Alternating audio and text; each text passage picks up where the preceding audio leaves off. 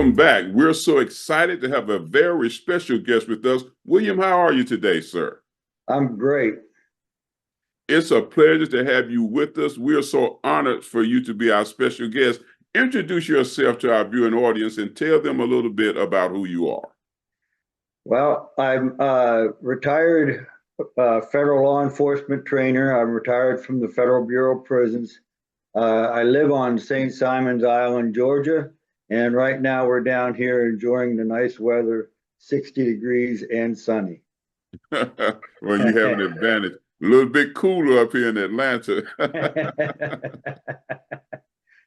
You've written this fascinating book. Introduce your book to our viewing audience and give them some insights. Of course, you say you're a retired military officer, but you had this encounter with an evangelical woman during a traffic stop.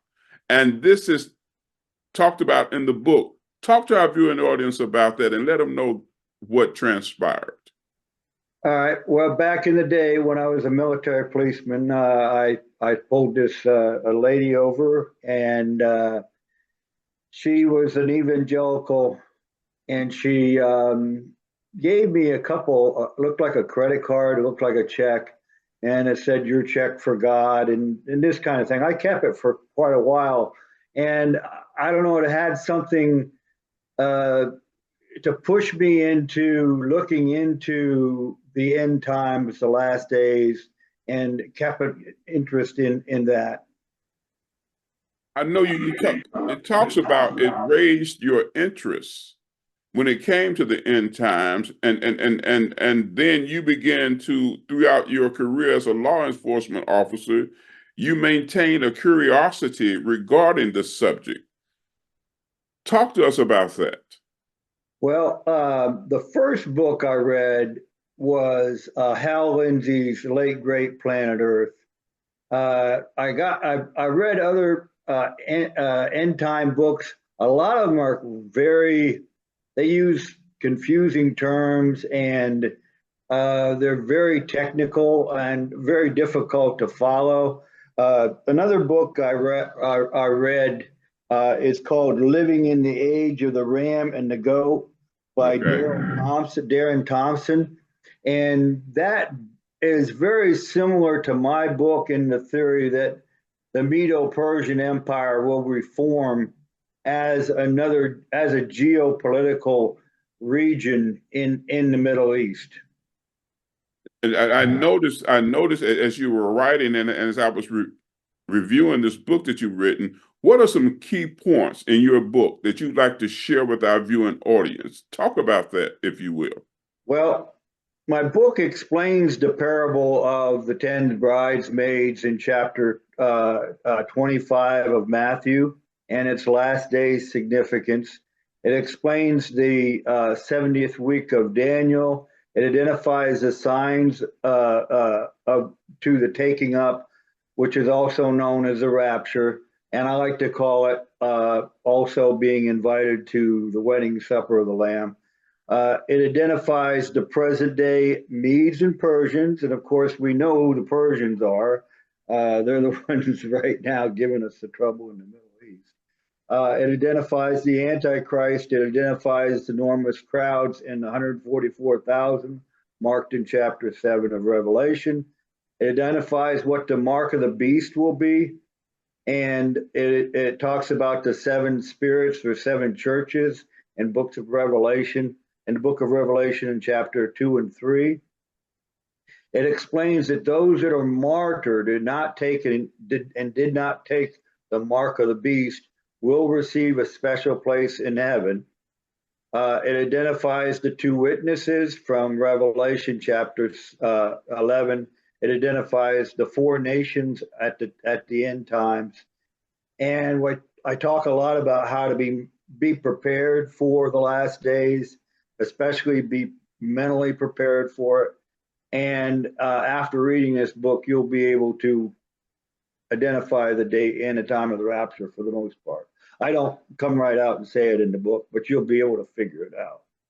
So you mentioned several things there, and It's a navigational journey through the book of Revelations as I'm listening to you, and our viewing audience is listening to you. And you've gone into detail in your book to bring about some clarity and explain some things. I heard you mention earlier that many of the books that you read were so confusing that you could not understand.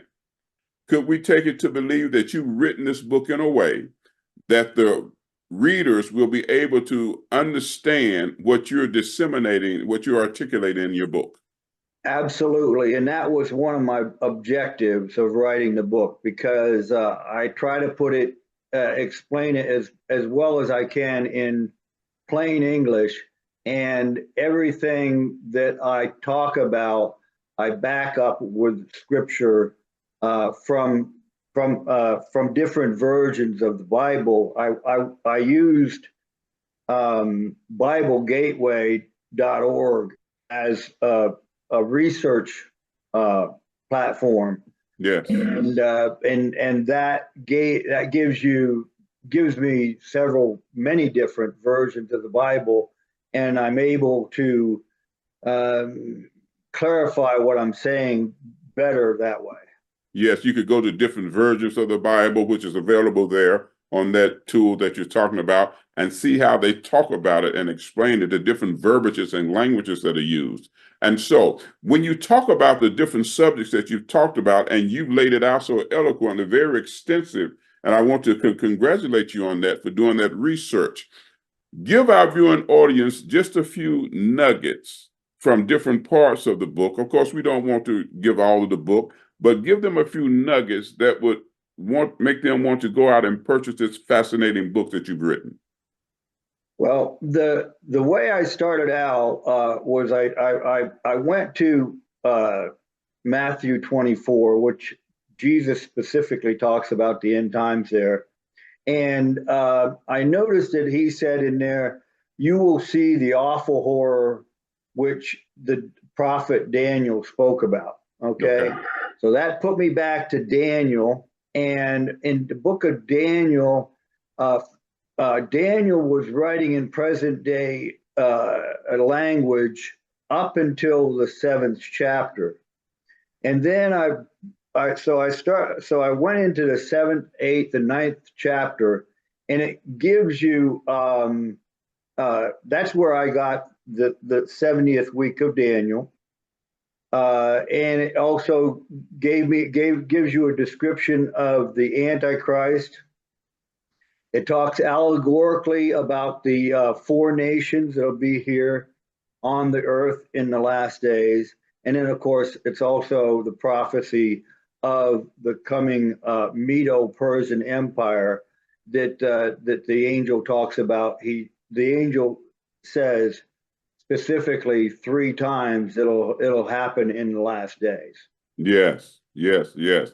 You know, there have been so many things written about the last days and different predictions over the time, and you've taken lots of time to go into doing extensive research to bring some clarity so that people can understand, you know, what's going to happen, Give us some other nuggets. I noticed now you mentioned the rapture as you were speaking, and so many people are fascinated with that term rapture, although it never appears in the Bible.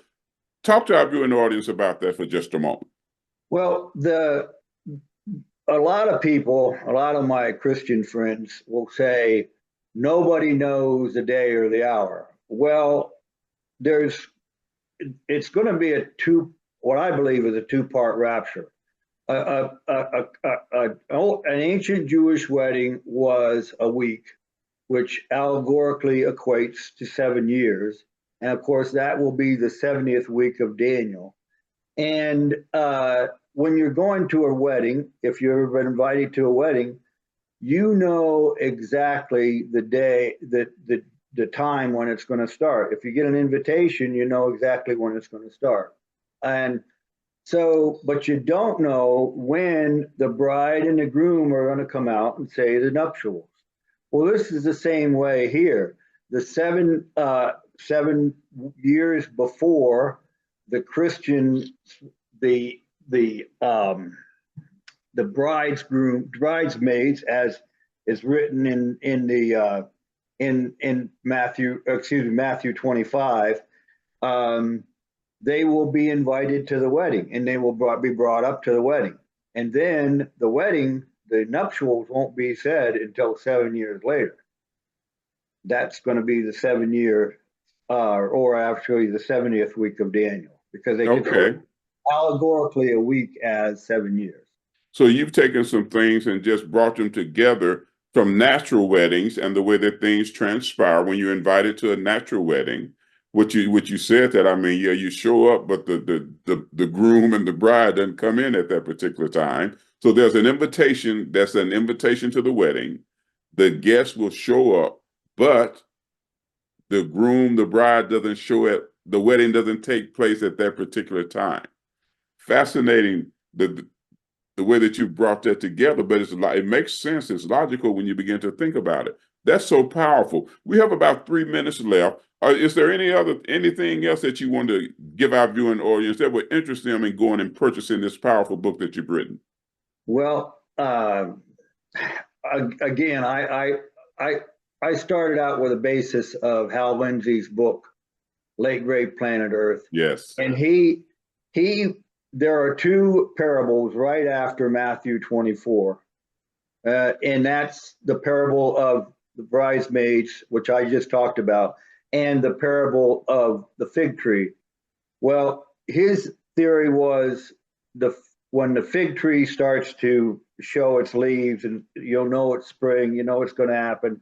And in that statement, Jesus also says that it'll be a generation. A generation will not pass away before all these things come to pass. Well, what is a generation? Lindsay's theory was that it was 40 years because the Jews wandered in the desert for 40 years. My theory, if you go back to read Psalm 90, it says a generation is 70 years, 80 if you're strong.